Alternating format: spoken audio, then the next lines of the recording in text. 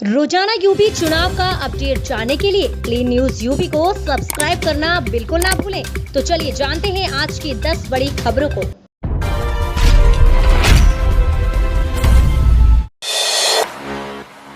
अगले महीने फिर यूपी आएंगे पीएम मोदी। 7 दिसंबर को गोरखपुर में शुरू करेंगे खाद फैक्ट्री। मुख्यमंत्री योगी आदित्यनाथ का ड्रीम प्रोजेक्ट गोरखपुर का खाद कारखाना अब पूरी तरह तैयार है। आगामी 7 दिसंबर को प्रधानमंत्री नरेंद्र मोदी गोरखपुर आकर इस कारखाने का लोकार्पण कर पूर्वांचल की जनता को बड़ी सौगात देंगे। हिंदुस्तान उर्वरक एवं रसायन लिमिटेड की ओर से तैयार किए गए इस कारखाने से प्रतिवर्ष 12.7 लाख मैट्रिक टन नीम कोटेड यूरिया का उत्पादन होगा। इतने बड़े पैमाने पर खाद उत्पादन से देश से सकल खाद आयात में भारी कमी आएगी। सांसद के रूप में खाद कारखाने के लिए लगातार संघर्षरत रहे और मुख्यमंत्री बनने के बाद कोरोना की प्रतिकूल परिस्थितियों में भी योगी आदित्यनाथ ने लगातार प्रयत्नशील रहे और उन्होंने समयबद्ध निर्माण में महत्वपूर्ण भूमिका निभाई है। इसके चालू होने के बाद पूर्वी उत्तर प्रदेश के साथ बिहार और अन्य राज्यों में नीम कोटेड यूरिया की आपूर्ति सुनिश्चित होगी। कारखाना प्रबंध 30 नवंबर को उत्पादन का ट्रायल करेगा। सीएम का निर्देश, वैक्सीन की डबल डोज का सर्टिफिकेट लेने वालों को मिलेंगी सुविधाएं। इन नियमों का पालन जरूरी। प्रयागराज के संगम की रेती पर वर्ष 2022 में माघ मेले का आयोजन तो होगा, लेकिन इस साल भी कोरोना महामारी को देखते हुए सख्ती रहेगी। मुख्यमंत्री योगी आदित्यनाथ ने कहा है कि वैक्सीन की डबल डोज लेकर लोगों से आने की अपील की जाए। इस पर मेला प्राधिकरण सभी संस्थाओं से कहेगा कि डबल डोज का प्रमाण पत्र जरूर ले। डबल डोज का प्रमाण पत्र वाले लोगों को ही मेले में जमीन और सुविधाएं दी जाएंगी। इसके साथ ही मेले में सभी व्यवस्थाएं पिछले साल जितनी ही होंगी। माना जा रहा है कि इस साल कोरोना का कहर कम हो रहा है, ऐसे में मेले में रौनक बढ़ेगी। लेकिन मेला प्राधिकरण के सामने 2 समस्याएं हैं, एक बजट और दूसरा गंगा का जल स्तर। माघ मेले के लिए अभी से लोगों ने जमीन और सुविधाएं मांगनी शुरू कर दी है। जिन संस्थाओं ने पिछली बार जमीन नहीं ली थी उनके भी आवेदन आने लगे हैं। मुख्यमंत्री का स्पष्ट निर्देश है कि कोविड गाइडलाइंस का पालन कराया जाए, इसके क्रम में काम कराया जाएगा। बसपा में बिखराव से किस पार्टी को होगा सबसे ज्यादा फायदा? उत्तर प्रदेश विधानसभा चुनाव से पहले हर पहल समीकरण बदलता नजर आ रहा है। 10 साल पहले जिस पार्टी की यूपी में पूर्ण बहुमत की सरकार हो रही थी, उनकी हालात इतनी खस्ता हो जाएगी ये किसी ने सोचा भी नहीं होगा। बहुजन समाज पार्टी के बारे में ऐसा माहौल इसलिए बनता जा रहा है क्योंकि इन दिनों दिन बसपा खंडित होती जा रही है। प्रदेश स्तर पर पहचान रखने वाले उसके ज्यादातर नेता पार्टी छोड़ चुके हैं। विधायकों के एक बड़े दल ने पाला बदल लिया है।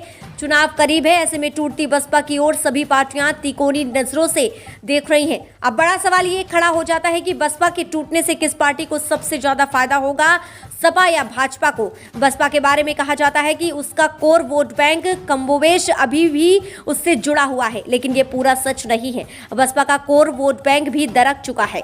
पिछले 3 चुनाव के आंकड़े इसकी गवाही देते हैं। इस बार 2022 के चुनाव में बसपा के वोट शेयर में और गिरावट आ जाएगी। दलित वोट बैंक में तो पहले ही सेंध लग चुकी है, अब जाटव वोट बैंक में भी सेंध की आशंका गहरा गई है। जिन्ना पर विवाद के बाद अब मुस्लिमों को साधने के लिए अखिलेश यादव ने किया कलाम को याद। पाकिस्तान के संस्थापक मोहम्मद कली जिन्ना को लेकर विवाद में घिरने के बाद अब समाजवादी पार्टी के अखिलेश यादव ने पूर्व राष्ट्रपति एपीजे अब्दुल कलाम के सहारे मुसलमानों को साधने की कोशिश की है। दरअसल समाजवादी पार्टी के राष्ट्रीय अध्यक्ष अखिलेश यादव और सुबह सपा के अध्यक्ष ओम प्रकाश राजभर ने हरदोई के अतरौली में शनिवार को साझा रैली के इस दौरान अखिलेश यादव ने पूर्व राष्ट्रपति अब्दुल कलाम का जिक्र करते हुए कहा है कि एक मर्तबा पूर्व राष्ट्रपति अब्दुल कलाम ने उनसे बिजली का कारखाना लगाने को कहा था ताकि गरीबों को आसानी से रियायती दरों पर बिजली मिल सके। तब उन्होंने कलाम साहब से शर्त रखी थी कि अगर वे स्वयं उद्घाटन करने आएंगे तो वो जरूर कारखाना बनवाएंगे। इसके बाद उन्होंने कन्नौज में सौर प्लांट लगवाया और कलाम साहब से उसका उद्घाटन किया। वहीं बिजली की महंगी दरों को लेकर मौजूदा बीजेपी सरकार को घेरते हुए अखिलेश यादव ने कहा कि बिजली के बिल सिर्फ इसलिए बढ़े क्योंकि बीजेपी ने एक भी बिजली के कारखाने नहीं लगवाए। सपा ने जो कारखाने लगवाए थे उसी से अभी आपूर्ति हो रही है। सपा सुप्रीमो ने इस दौरान जेवर में बनने वाले अंतर्राष्ट्रीय एयरपोर्ट को लेकर भी बीजेपी पर साधा निशाना। इसके साथ ही अखिलेश यादव ने कहा कि अभी हम कोई योजना की घोषणा नहीं करेंगे, नहीं तो बीजेपी के लोग कॉपी कर लेंगे क्योंकि पूरी सरकार में इन्होंने हमारी कॉपी की है। यूपी के 5 शहरों में 12,665 एकड़ पर ही हाईटेक टाउनशिप अब नए सिरे से विकसित की जाएगी आवासीय कॉलोनियां। डेढ़ दशक पहले तत्कालीन मुलायम सरकार द्वारा जोर शोरों से हाईटेक की टाउनशिप परियोजना अब 5 शहरों की 12,665 एकड़ भूमि तक ही सिमट कर रह जाएगी। टाउनशिप विकसित करने में दिलचस्पी न दिखाने पर राज्य सरकार पहले ही जहां 6 परियोजनाएं निरस्त कर चुकी है, वहीं अब अन्य 7 परियोजना के क्षेत्रफल में भी 10,886 एकड़ की कटौती कर रही है। ऐसे में परियोजना से मुक्त 22,608 एकड़ भूमि पर नए सिरे से आवासीय कॉलोनियां विकसित करने का रास्ता साफ हो रहा है। कुल 8 शहरों में 13 हाईटेक टाउनशिप की परियोजनाओं को मंजूरी दे दी गई है। सरकार ने कुल 35,273.61 एकड़ भूमि पर हाईटेक टाउनशिप विकसित करने के विकासकर्ताओं के प्रस्तावों को समय समय पर मंजूरी देते हुए अधिसूचनाएं जारी की है। गौर करने की बात यह है कि 13 में से 6 विकासकर्ताओं ने तो मुलायम सरकार के बाद मायावती और फिर अखिलेश यादव की सरकार के दौरान भी परियोजना के तहत कुछ किया ही नहीं है। प्रियंका गांधी का ऐलान, यूपी में कांग्रेस की सरकार बनी तो किसानों का पूरा कर्ज होगा माफ। कांग्रेस की राष्ट्रीय महासचिव और उत्तर प्रदेश की प्रभारी प्रियंका गांधी वाड्रा ने शनिवार को लड़की हूं लड़ सकती हूं के नारे के उद्देश्य के साथ कहा, भाजपा की नई खनिज नीति किसानों की दुर्दशा, पानी की समस्या, बेरोजगारी, महंगाई के चलते बुंदेलखंड का बुरा हाल है। प्रियंका ने दावा किया है कि हम भाजपा की लूट वाली नीति को खत्म करेंगे। कांग्रेस की राष्ट्रीय महासचिव प्रियंका गांधी ने छत्रसाल स्टेडियम में प्रतिज्ञा रैली में वादा किया, उत्तर प्रदेश में यदि कांग्रेस की सरकार बनती है तो किसानों का पूरा कर्ज माफ होगा और महिलाओं को साल में 3 घरेलू गैस सिलेंडर मुफ्त दिए जाएंगे। कांग्रेस महासचिव ने भरोसा दिया, हमने ये भी तय किया है कि जिन परिवारों को सबसे ज्यादा आर्थिक मार कोरोना की पड़ी है, उनके छोटे मोटे कारोबार बंद हुए हैं, उनको 25,000 रुपए की आर्थिक सहायता दी जाएगी। साथ ही ये भी कहा कि हमने ये भी तय किया है कि 20 लाख सरकारी रोजगार देंगे और हमारी सरकार बनने के बाद कोई भी बीमारी हो तो 10 लाख रुपए तक का इलाज सरकार करवाएगी।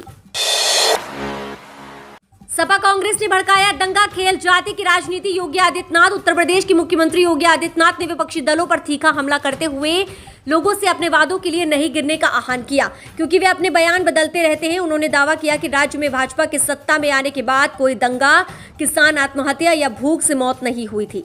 मुख्यमंत्री ने ये बात बलरामपुर चीनी मिल परिसर मैजापुर में 450 करोड़ रुपए की लागत से 65.61 एकड़ भूमि पर स्थापित होने वाले एथेनॉल प्लांट की आधारशिला रखते हुए कही।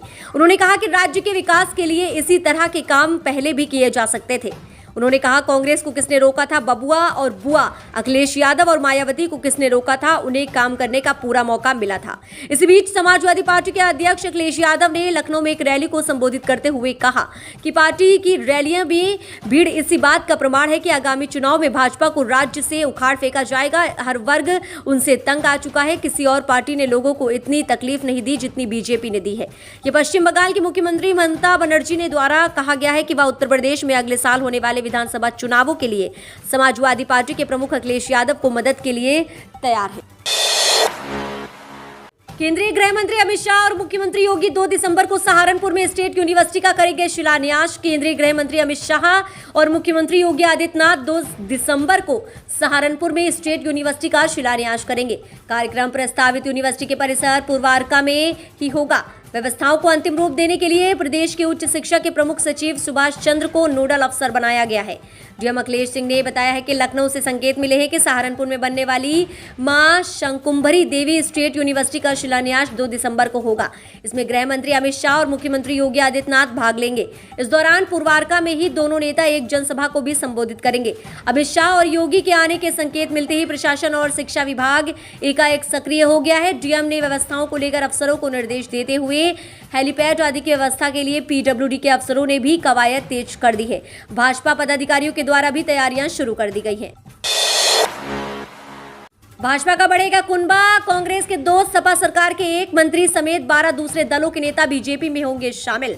उत्तर प्रदेश भाजपा रविवार को 1 दर्जन से ज्यादा दूसरे दलों के पूर्व मंत्री व विधायक शामिल होंगे। प्रयागराज व सुल्तानपुर के रहने वाले कांग्रेस सरकार के मंत्री रहे 2 नेता शामिल हैं। इसके अलावा पूर्वांचल के जिले से आने वाले सपा सरकार में मंत्री रहे भी भाजपा में शामिल होंगे। इसके अलावा आधा दर्जन से ज्यादा पूर्व विधायक व दूसरे दलों के वरिष्ठ नेता भी भाजपा की सदस्यता ग्रहण करेंगे। यूपी में कांग्रेस सरकार में गृह राज्य मंत्री रहे भी नेता शामिल हैं। आज से 3 दिन तक चलेगा ज्वाइनिंग का सिलसिला। भारतीय जनता पार्टी में 28, 29, 30 नवंबर तक दूसरे जिलों की ज्वाइनिंग का सिलसिला चलेगा। भाजपा में शामिल होने वाले नेताओं ने सपा बसपा कांग्रेस के पूर्व विधायक, पूर्व जिला पंचायत सदस्य व स्थानीय निकाय के एमएलसी होंगे। सूत्रों से मिली जानकारी के मुताबिक करीब 1 दर्जन से ज्यादा लोग प्रत्येक दिन भाजपा में शामिल होंगे। यूपी में इन दिनों एक दूसरे पर छींटाकाशी का दौर चल रहा है। अखिलेश यादव इन दिनों अपने बयानों के कारण चर्चा में है। उत्तर प्रदेश 2022 विधानसभा चुनाव यूपी का सबसे बड़ा चुनाव माना जा रहा है, सबसे महत्वपूर्ण चुनाव है, इसलिए सबकी निगाहें यूपी पर है। किसके हाथ लगेगी जीत की कुर्सी? क्या योगी आदित्यनाथ दोबारा से जीत की कुर्सी हासिल कर पाएंगे या फिर बाजी पलट देंगे अखिलेश यादव? इसी बीच आजम ने जनता की राय के अनुसार एक ओपिनियन पोल तैयार किया है।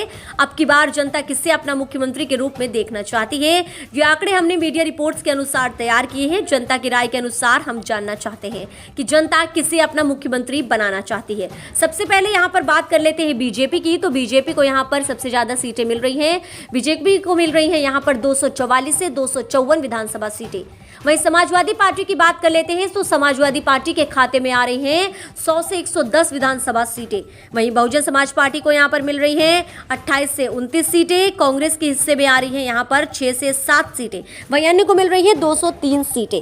आपको बता दें कि आंकड़ों को देखने के बाद ऐसा लग रहा है कि एक बार फिर से बीजेपी सत्ता में वापसी कर सकती है। फिलहाल ये तो आने वाला वक्त ही बताएगा कि यूपी में किसका राज होगा। अब आप हमें कमेंट के माध्यम से जरूर बताएं कि आपको ये ओपिनियन पोल देखने के बाद क्या लग रहा है कि यूपी में किसकी सरकार आपको बनते हुए दिखाई दे रही है।